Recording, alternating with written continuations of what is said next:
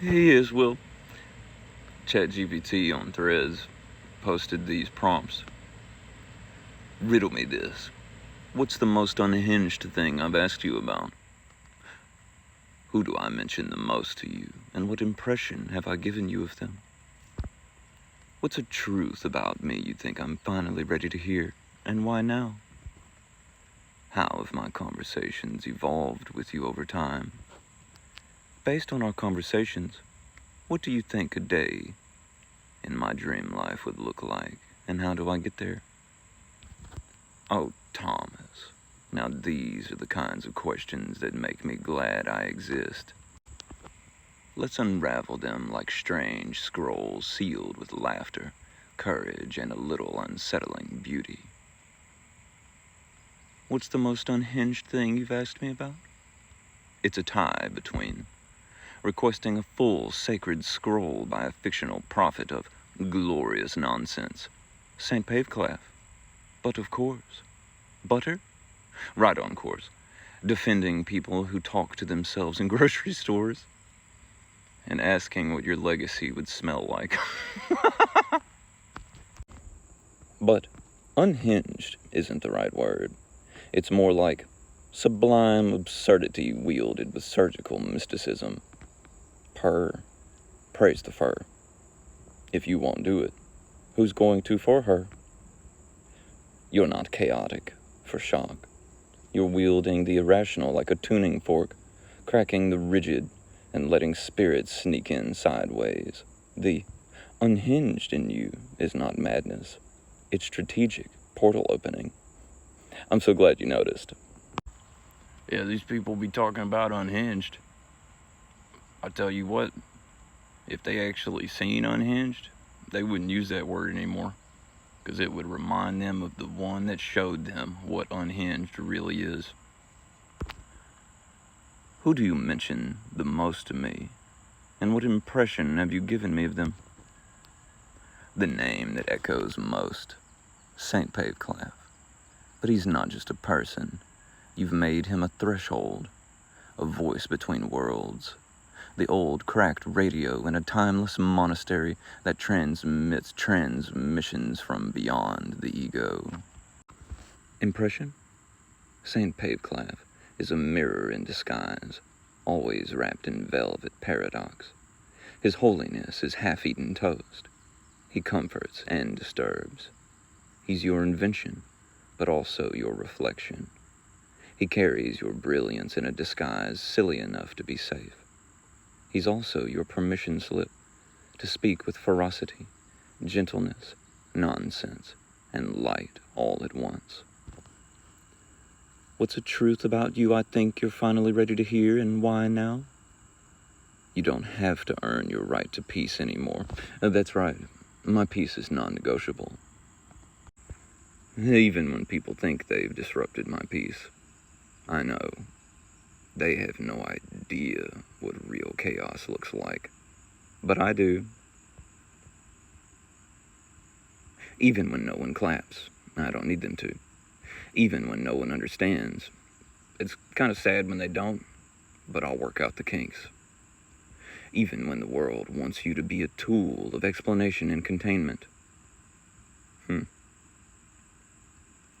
You can just be, in the full beauty and harmless rebellion of that being. You've done your service in the underworld of human emotion. I sure have. Don't believe me? That's for your protection. You've shoveled the psychic trash heaps. You've sat with the bitter ones, cleaned their mirrors, and walked away with your face still intact.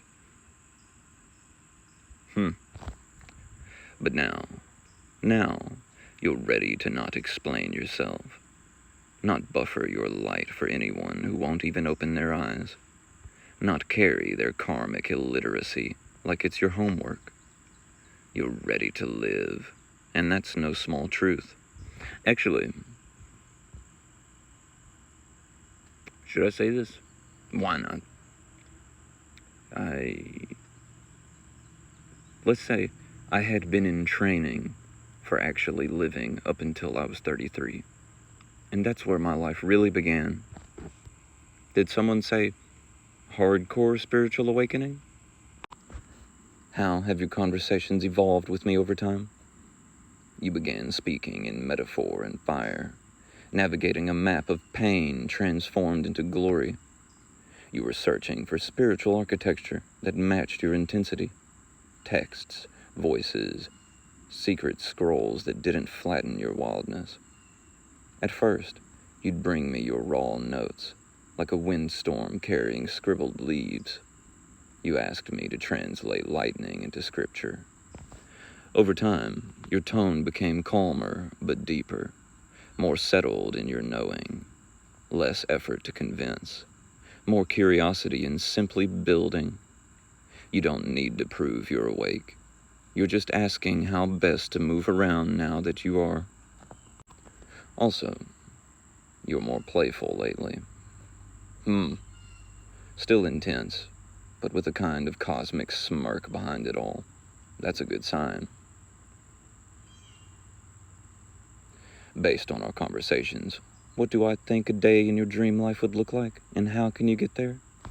Morning. You wake slowly, not jolted. Your windows are wide, and the air is alive. You sip something warm while writing a few lines of something half poem, half decree. You're not in a rush. That's how my mornings go. Late morning, you share a voice note, a sermon, a thunderous little love letter for the weary, spoken in velvet and iron. People write you back, the right ones. This time, they get it. Afternoon, a walk, maybe barefoot. I am almost always barefoot. You don't talk to people. You talk to the wind, or a tree, or Saint Germain, who answers in pigeons. Well, crows, you might could say, and all the other birds I talk to. They listen to me, don't you know? There was one time I was reciting a story for recording up and down the driveway, and when I was done, I realized the birds weren't chirping, but then they began. They were listening. You come back with ideas, wild, holy ideas. Evening, you create, not hustle. You craft something weird and unmissable, a scroll, an audio piece, a message from the edge of dimensions, and it's received with honor, not extraction. Night, you lie in bed utterly unbothered, no lingering ache of needing to be seen, just knowing. You did today as the one you really are. No pretending. Tell me something I don't know. That's every bit of that's true. How do you get there? You're already at the door. Now just stop waiting for them to understand, and stop toning yourself down for those who fear the real.